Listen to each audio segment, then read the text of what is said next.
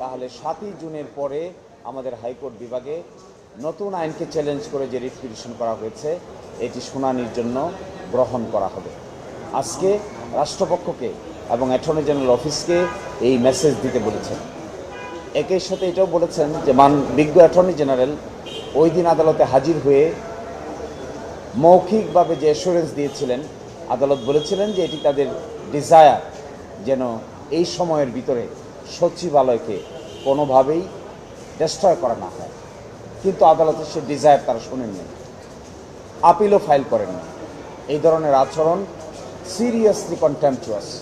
আমরা কন্টেম্প নোটিশও দিয়েছি, আমরা দ্রুতই কন্টেম্প পিটিশনও ফাইল করি।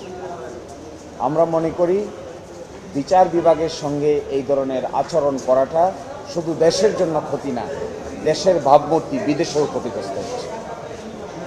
একটা বড় ধরনের সংস্কারের অংশ হিসেবে বিচার বিভাগকে আলাদা সচিবালয় প্রতিষ্ঠা করা হয়েছে এবং এই সচিবালয় প্রতিষ্ঠা করার ক্ষেত্রে বাংলাদেশ সম্পর্কে পৃথিবীর বিভিন্ন দেশে মানুষের ধ্যান ধারণার ভালো জন্ম নিয়েছিল, উচ্চ ধারণার জন্ম নিয়েছিল যে বাংলাদেশ সত্যিকার অর্থেই একটি স্বাধীন বিচার বিভাগ প্রতিষ্ঠায় কার্যকর ভূমিকা রেখেছে। কিন্তু যে কাজ এখন করছেন এটা অনেকটা পিছন দিকে ঠেলে দিচ্ছেন সব কিছু। তারা পিছনে দেখছেন, তারা ফরওয়ার্ড লুকিং না, তারা রিফর্মের পক্ষে না, তারা বিচারকদেরকে স্বাধীনতা দেওয়ার পক্ষে নয়, বিচারকদের নাকে তারা নাক পাশ লাগিয়ে রাখতে চান। এটি শুধু দেশের জন্যই ক্ষতি হবে না, দেশের ভাবমূর্তি দেশের বাইরেও ক্ষতি হবে। ইতোমধ্যে শুরু হয়েছে, বিদেশি যারা স্টেক হোল্ডার আছেন তারা এই সমস্ত ব্যাপারে কনসার্ন রেজ করেছেন, আলোচনা করছেন, গোলটেবিল বৈঠক হচ্ছে। তো আমি আপনাদেরকে সাক্ষী রেখে একটা কথা বলতে চাই। ফার্স্ট কথা হলো, আমাদের সরকার গতকালকে রাতে যা করেছেন এটি সিরিয়াস কন্টেম্প্ট করেছেন, আদালত অবমাননা করেছেন।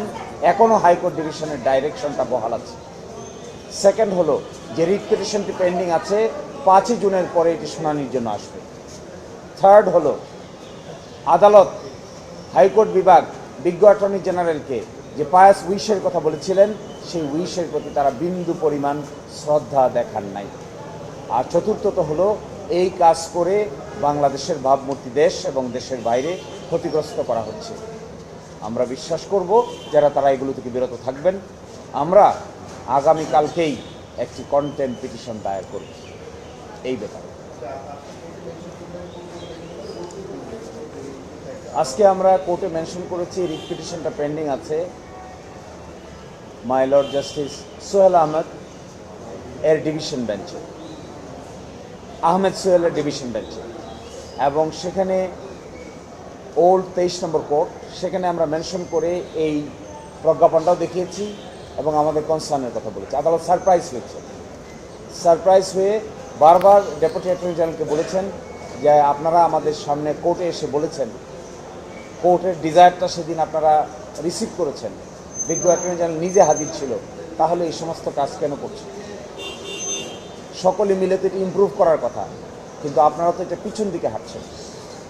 এই যদি কোনো আইনে লোফল থাকে, আইনে যদি কোনো ত্রুটি থাকে, তাহলে সেই ত্রুটিটা সংশোধন করার জন্য সকলে মিলে ফাইন টিউনিং করা যায় এবং সেটা সংশোধন করা যায়। কিন্তু তা না করে সচিবালয় যেটা এস্টাবলিশ হয়েছিল সেটাকেই তো আপনারা ধ্বংস করে দিচ্ছেন।